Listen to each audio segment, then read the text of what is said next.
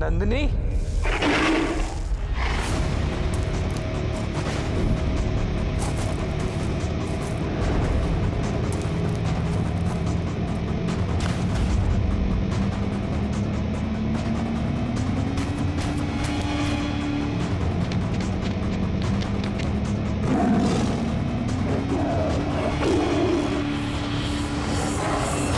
छोड़ दो नंदिनी को।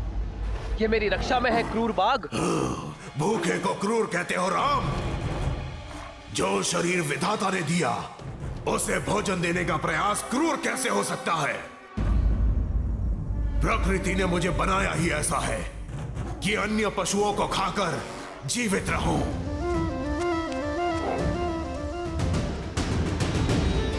मैं अपने गुरु और मां कामधेनु के प्रति उत्तरदायी हूं। मेरे धर्म के आड़े मत आना, अन्यथा।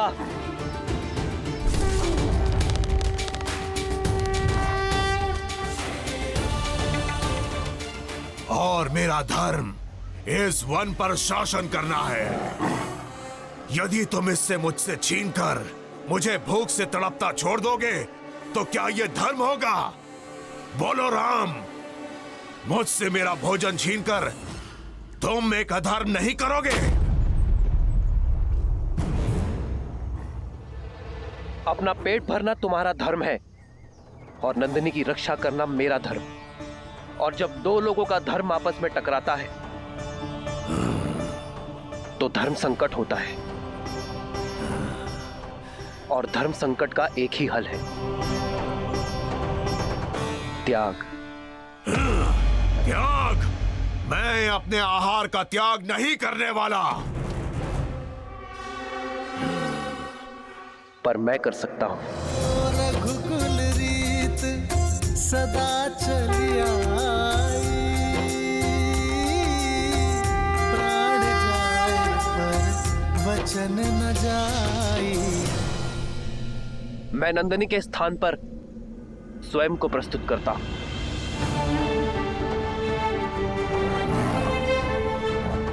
नंदिनी को मुक्त कर दो और मुझे अपना आहार बना लो। तुम्हें भोजन मिलेगा और मेरे कुल की प्रतिष्ठा भी बनी रहेगी। एक गाय के लिए अपने प्राणों की आहुति दोगे?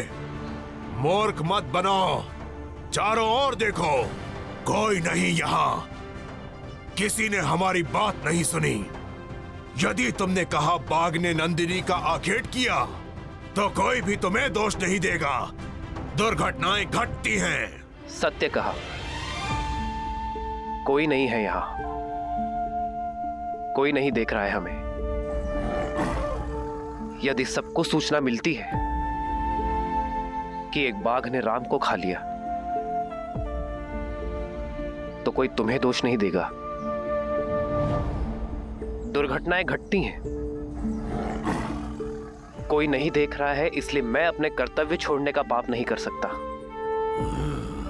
क्योंकि अपने कर्तव्य के लिए त्याग से अधिक शुभ और कुछ नहीं।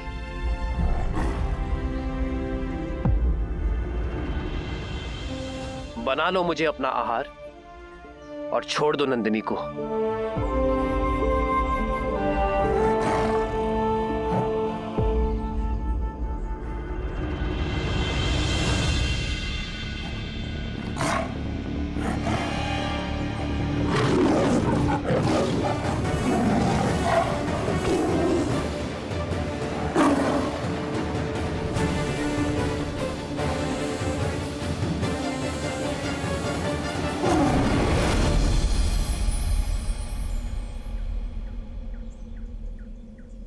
राम, नंदिनी सुरक्षित है और तुम्हारा धर्म भी। तुमसे पहले तुम्हारे पूर्वज महाराज दिलीप के सामने भी ऐसी ही परिस्थिति आई थी। उन्होंने भी वही किया जो आज तुमने किया। ये कामधेनु की ली गई परीक्षा थी, उसमें तुम सफल हुए। परीक्षा? हाँ, परीक्षा। धर्म और अधर्म का ज्ञान होने पर चयन करना सरल होता है राम, किंतु कई बार उचित और अनुचित के बीच में एक हल्की सी धुंधली रेखा होती है, जो आज तुम्हारे साथ हुआ। और कई बार व्यक्ति लोभी हो जाता है, अधर्म अपना लेता है, करुणा को त्याग देता है, परंतु तुमने करुणा का साथ नहीं छोड़ा। मैं तुमसे बहुत प्रसन्न हो रहा। मैं आजीवन आपकी सीख स्मरण रखूंगा आचार्य।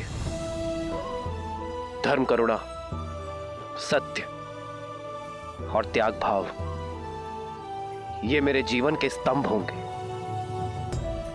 मैं आजीवन काम, क्रोध, मोह, लोभ, अहंकार और ईर्ष्या को पराजित करने के लिए युद्ध करता रहूंगा।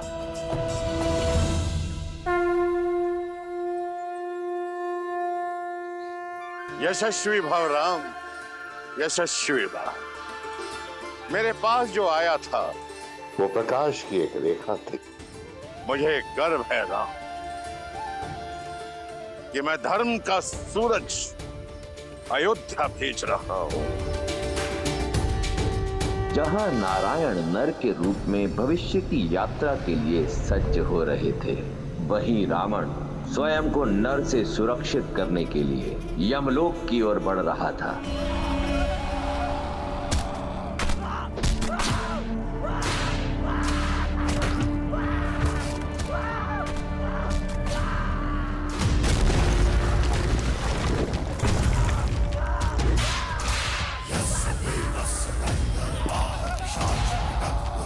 यम, कहो, समक्ष आओ। मृत्यु के द्वार पे खड़े होकर मृत्यु को पुकारने वाले दुष्ट, कौन हो तुम? महाकाल का एक भक्त, काल के देव का काल।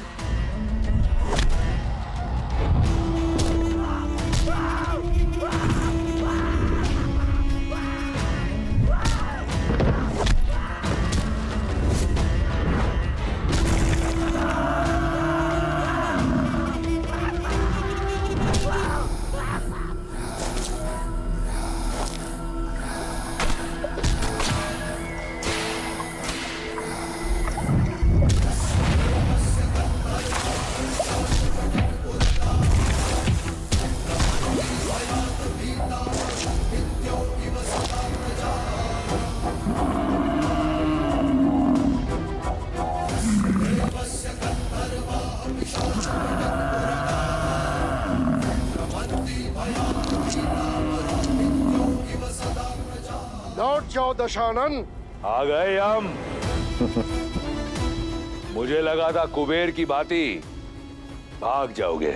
यक्ष और यम में यही अंतर है।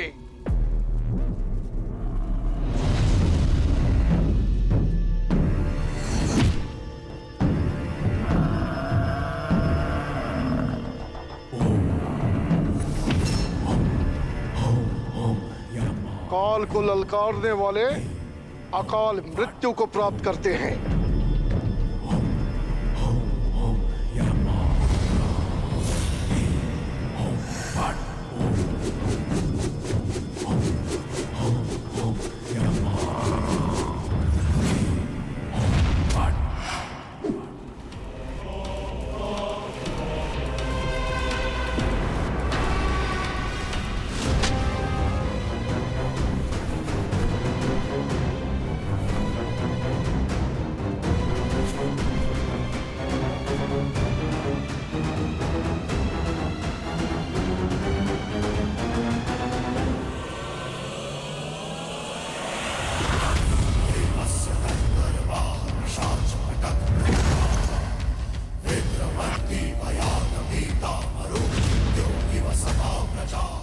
और महाकाल का वो भक्त जिसे स्वयं महादेव का आशीर्वाद प्राप्त हो, उससे काल को भयभीत होना चाहिए।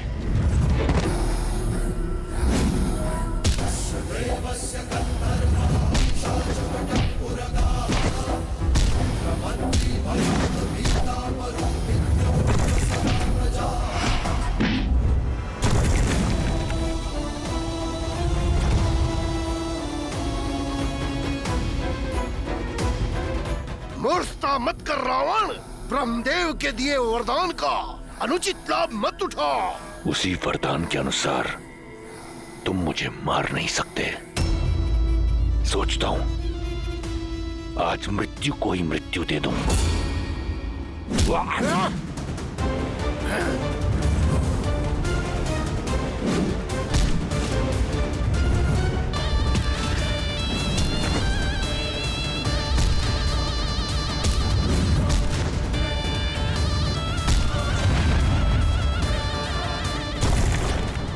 यम, सावधान।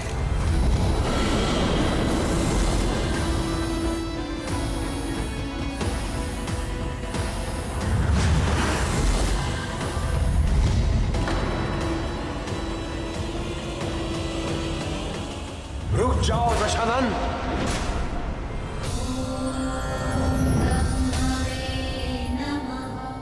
आप धर्मराज है यम, भूल गए इसकी मृत्यु आपके हाथों नहीं है। और रावण तुम मृत्यु को नहीं मार सकते, फिर भी यहां आए, चाहते क्या हो? बस इतना। मैं सबसे अभय हूं, परंतु नर से नहीं। वही अभय लेने आया हूं, अमृत। अमृत? अमृत नहीं मिल सकता, तुम अमृत के पात्र नहीं हो। जानता था। जाइए आप, परंतु मैं यहां से नहीं जाऊंगा। मेरा निश्चय अटल है, जब तक मुझे अमृत नहीं मिल जाता मैं यहां से नहीं जाऊंगा। तुम्हें अमृत पान कराने का अधिकार मुझे नहीं है रावण। वचन रहा, रावण का वचन। मैं उस अमृत का पान नहीं करूंगा। यदि मैंने ऐसा किया तो आप अपना वरदान निष्फल कर देना। जो अमृत असुर प्रयास से भी ना पा सके, मैं उसे पाना चाहता हूं, अपने पास सुरक्षित रखना चाहता हूं। अब आपके समक्ष केवल दो ही मार्ग हैं। या तो आप इस असुर को वो कलश दे दें, या फिर यहां मैं यम को व्यस्त रखकर सबको अमर कर दूं।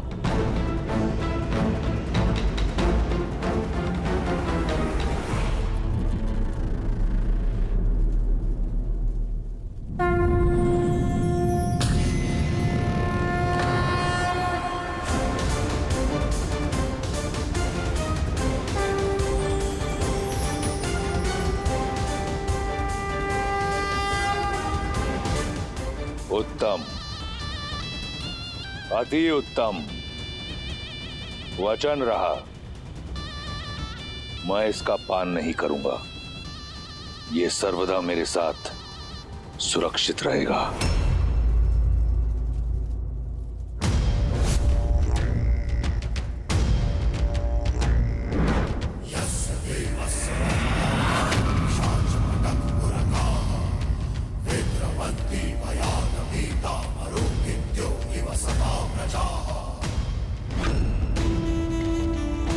नर का अभय नहीं दिया था ना ब्रह्मदेव?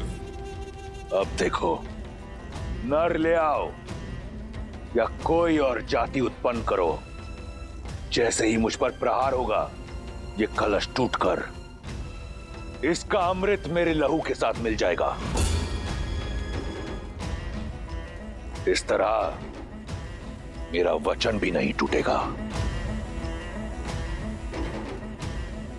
अब रावण का कोई तोड़ नहीं।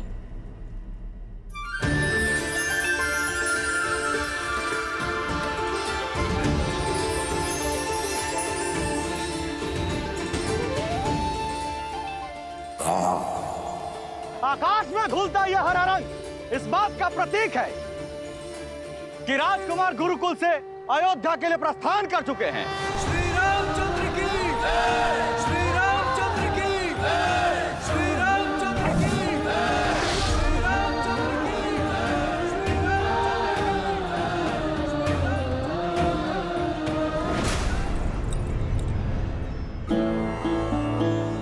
वर्षों से प्रतीक्षा थी एक क्षण की, वो आ ही गया। प्रतीक्षा तो हमने भी की है अपने पुत्रों के लौटने की, और अपने पति के मुख पर प्रसन्नता और उत्साह देखने की। 9 वर्ष आपकी आंखें यहां नहीं थी, इसलिए आप ठीक से सोई नहीं ना महाराज। बस मेरा राम आ जाए और आकर सीधा मेरी भुजाओं में समा जाए। महाराज, आपके पुत्र बड़े हो गए हैं, आपकी गोद में नहीं समाने वाले।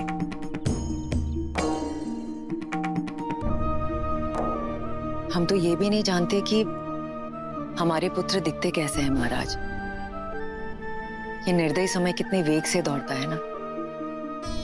अपने नन्हे मुन्ने आंखों के तारे भेजे थे हमने गुरुकुल, और आज जो लौट कर आ रहे हैं वो अयोध्या की प्रजा की आंखों के सूर्य हैं। कितनी आशाएं, कितने दैत्व बंधे हैं राम से। आज के पश्चात राम का जीवन सदैव के लिए बदलने वाला है। क्या जाने नियति हमारे पुत्रों को किस ओर लेकर जाएगी।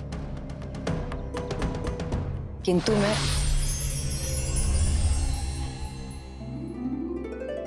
महाराज, इस रंग का क्या अर्थ है?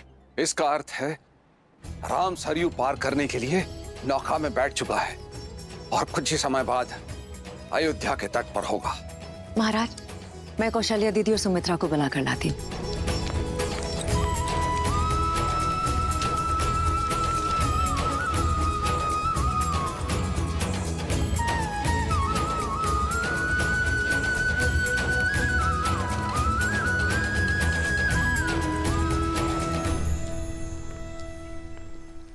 क्या हुआ महारानी? ऐसा क्यों प्रतीत हो रहा है कि आप किसी बात को लेकर चिंतित हैं? देवी गार्गी ने जो कहा वो सुनने के बाद एक माँ चिंतित कैसे ना हो महाराज। आप देवी गार्गी की कही हुई बात को इतनी गंभीरता से क्यों ले रही है महारानी सुनैना? हो सकता है उन्होंने जो कुछ कहा हो हंसी ठिठोली में कहा। हाँ, पर उन्होंने जो भी कहा सच ही तो कहा है ना महाराज। और वो बात कहीं ना कहीं मेरे मन में अटक गई है। क्या सीता के लिए योग्य वर मिल पाएगा? अवश्य मिले। ऐसे क्यों कह रही हैं आप? हमारी पुत्री तो असाधारण है। इसी बात की तो चिंता है महाराज कि हमारी पुत्री असाधारण है। नदी कितनी भी बेगवती क्यों ना हो, यदि उसे उचित मार्ग ना मिले तो वो सागर तक ना पहुंचकर बीच में ही कहीं खो जाती है। हमें सीता के लिए उचित वर ढूंढना प्रारंभ कर देना चाहिए महाराज। किंतु उससे पूर्व हमारे लिए यह जानना आवश्यक है कि विवाह के लिए हमारी पुत्री सीता सज है या नहीं। तुम्हारे माता पिता को तो अवश्य तुम्हारी विवाह की चिंता हो रही होगी। विवाह योग्य जो हो गई हो तुम। विवाह के विषय में मैंने सोचा नहीं है माता गार्गी, पर यदि कन्या आत्मनिर्भर हो, सबल और योग्य हो, तो क्या उसे सच में विवाह नहीं करना चाहिए? यदि हम संसार के दृष्टिकोण को छोड़ दें, तो मेरे विचार से अगर एक व्यक्ति को ज्ञान प्राप्त करना है, स्वयं का विकास करना है और संसार के निर्माण में श्रेष्ठ कदम उठाने हैं, तो उसका ब्रह्मचारिणी रहना ही सर्वश्रेष्ठ है। अच्छा माता, तो फिर संसार रचने वाले ब्रह्मा अविवाहित नहीं है? वो देव है, मैं मनुष्यों की बात कर रही हूँ सीता। मनुष्य का प्रेम दूर से तो एक सुंदर पुष्प की तरह दिखता है, लेकिन निकट जाने पर वो कांटे की तरह चुभ जाता है। विवाह एक बेड़ी है, विशेषकर स्त्रियों के लिए। क्या तुम अपना अस्तित्व भूलकर किसी की दास्ता स्वीकार करने के लिए सज्ज हो? क्या तुम ऐसा जीवन जीने के लिए सज्ज हो जिसमें तुम्हारे सपने तो चूर चूर हो जाएंगे, किंतु तुम्हारे पति का सपना तुम्हारे जीवन का सत्य होगा। उसकी इच्छा तुम्हारी इच्छा होगी।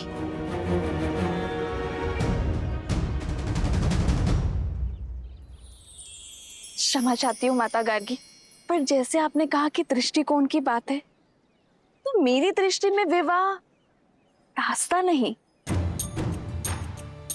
आस्था है। एक ऐसा संबंध जहां दोनों को एक दूसरे के लिए सम्मान हो, समर्पण हो और समझ हो। एक ऐसा संबंध जहां दोनों एक दूसरे पर निर्भर ना हो, दोनों एक दूसरे का बल हो, जहां दोनों एक दूसरे का व्यक्तित्व और अस्तित्व को विशाल करने का प्रयत्न करें। उस विवाह से सुंदर और मीठा और कुछ नहीं हो सकता माता गार्गी। जैसे शिव और पार्वती हैं, वो दोनों एक दूसरे के अर्धांग हैं, पर एक दूसरे को पूर्ण करते हैं। जैसे लक्ष्मी और नारायण। लक्ष्मी नारायण वो लक्ष्मी जो सदा विष्णु के चरणों में पड़ी रहती है, और जब विष्णु विश्राम करते हैं तो लक्ष्मी उनकी सेवा में तल्लीन रहती है। और विष्णु तो सदा भ्रमण कर रहे होते हैं संसार भर का। फिर से दृष्टिकोण की बात है। मेरी दृष्टि में ये दोनों की यात्रा है। यदि लक्ष्मी नारायण की सेवक होती तो क्या उनका नाम नारायण से पहले लिया जाता? लक्ष्मी का नारायण के चरणों में होना उनके सेवक का नहीं, विष्णु को जगाने का प्रतीक है।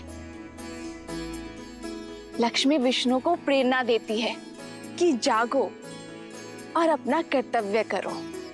वो विष्णु से अपने साथ का त्याग करती है ताकि विष्णु अपना अवतार लेकर संसार के प्रति अपना कर्तव्य निभाए। संसार की श्रेष्ठता बनाने में जितना हाथ विष्णु का है, उतना ही हाथ देवी लक्ष्मी का भी है माता। सत्य तो ये है कि ना तो लक्ष्मी के बिना नारायण पूरे हैं और ना ही नारायण के बिना लक्ष्मी। और मुझे विश्वास है कि मैं मुझे पूर्ण करने वाला अपना नारायण ढूंढ लूंगी।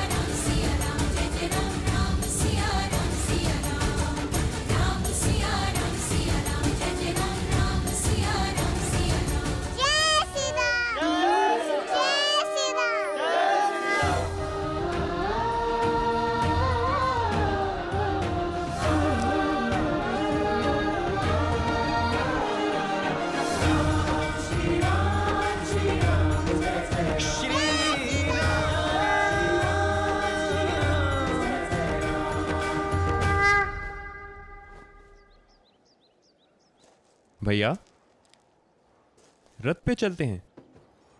रथ में चले तो अयोध्या के सामीप्य का आनंद कैसे मिलेगा शत्रुघ्न? राम भैया केवल माता पिता के नहीं, सर्वप्रथम अयोध्या के हैं, अपनी प्रजा के। आइए भैया, चलिए भैया। श्री रामचंद्र की।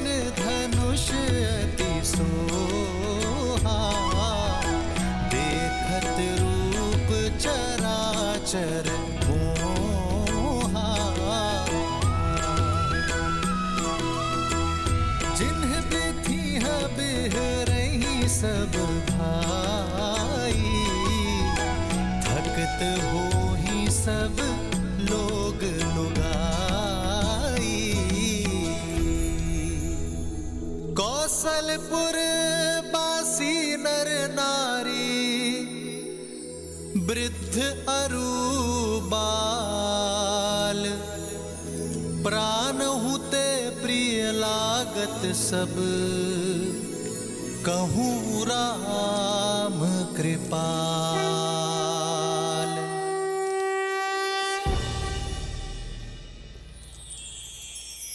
श्री रामचंद्र की श्री रामचंद्र की श्री रामचंद्र की श्री रामचंद्र की श्री रामचंद्र की श्री रामचंद्र की श्री राम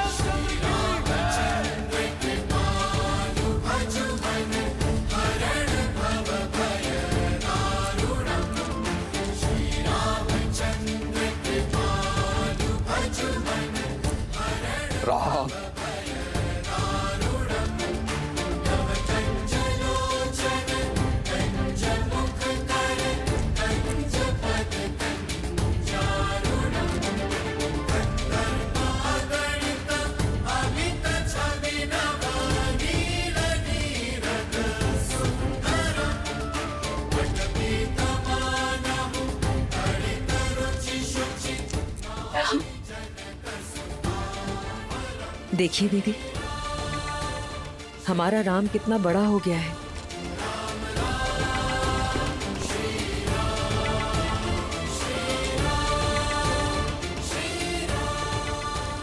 राम महाराज रहने दो सुमित्रा, आज इन्हें मत रोको।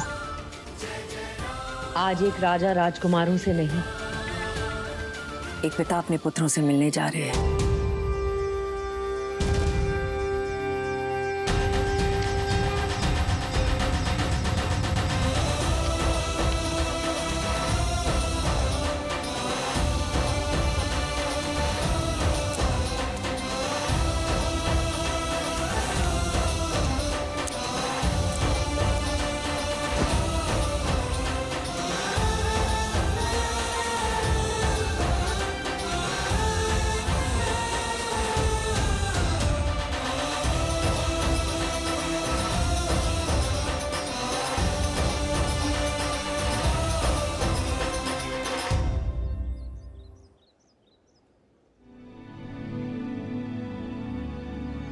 राम, कैसे बताऊं तुम्हें, तुम्हारे बिना एक एक पल किस प्रकार बिताए हैं मैंने। अंततः तुम आ ही गए राम। राम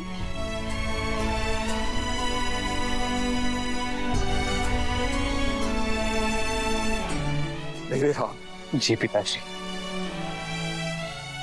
गुरु वशिष्ठ के आशीर्वाद से हमारी शिक्षा संपूर्ण हुई। प्रणाम गुरुदेव। यशस्वी भव। भूल हो गई गुरुदेव, राम के स्वागत को इतना आतुर था कि किसी और पे दृष्टि गई नहीं। इसमें तुम्हारा दोष नहीं है पुत्र। राम के मुखमंडल की आभाई ऐसी है कि जो भी उसे देखता है सारे संसार को भूलकर उसी में खो जाता है।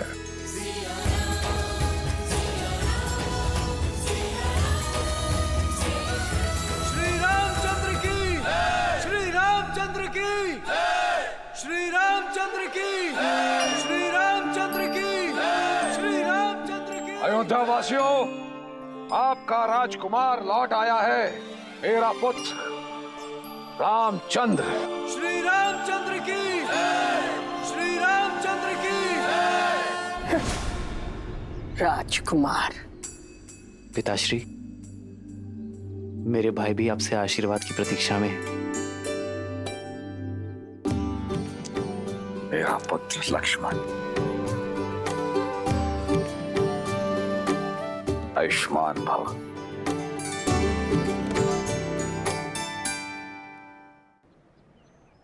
हाँ, मेरा सबसे छोटा पुत्र शत्रुघ्न।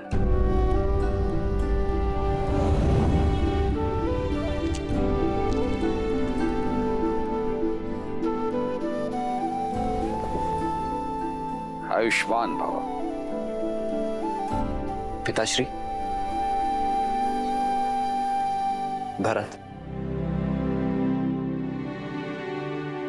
मेरे प्रिय भरत,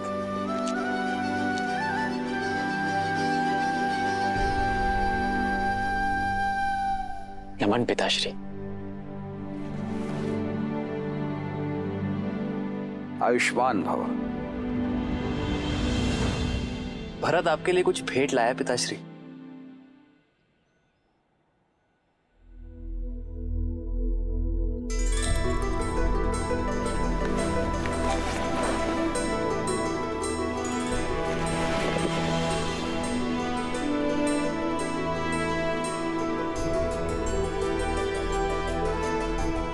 क्या मैं कभी ऐसा भी दिखता था? जब हमने गुरुकुल के लिए प्रस्थान किया था तब अयोध्या से आपकी यही छवि हम सब अपने साथ मन में लेकर चले थे पिताश्री। देखिए भरत ने उसे कैसे जीवंत कर दिया। मेरे पुत्र में इतनी अद्भुत प्रतिभा है ये तो मुझे ज्ञात ही नहीं था। आशा करता हूं बाण भी उतने ही वेग से चलाते होंगे।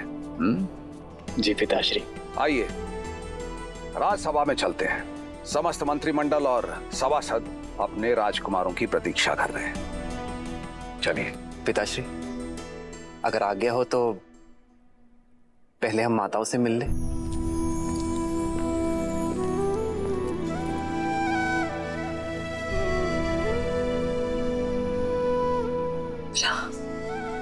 माँ, आयुष्मान भव।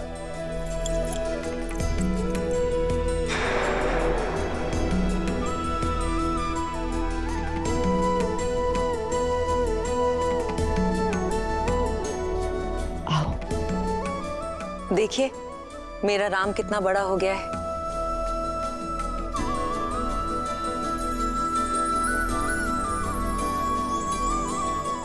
अपने पिताश्री की भांति कीर्तिमान और वीर बनो पुत्र। मैं तो आप जैसा बनने का आशीर्वाद चाहता हूँ माँ सुमित्रा।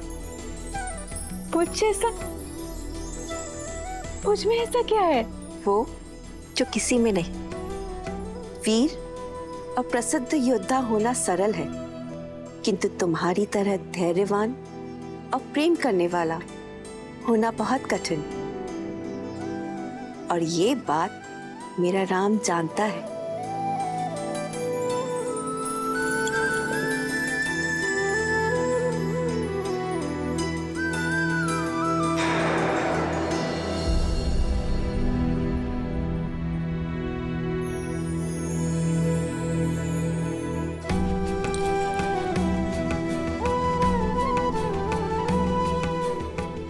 माँ,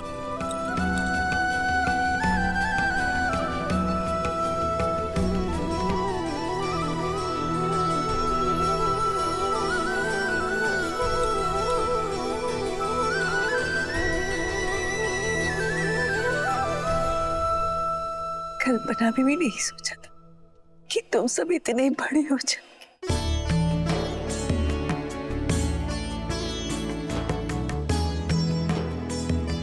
हमने अपने नन्हे नन्हे पुत्र गुरुकुल भेजे थे और देखिए सब इतने बड़े होकर लौटे हैं। सोचा था जैसे नन्हे मुन्ने भेजे थे वैसे ही वापस आएंगे।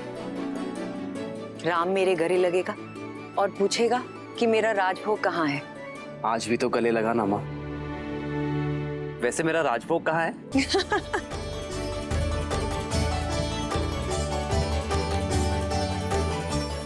सब बनाया है।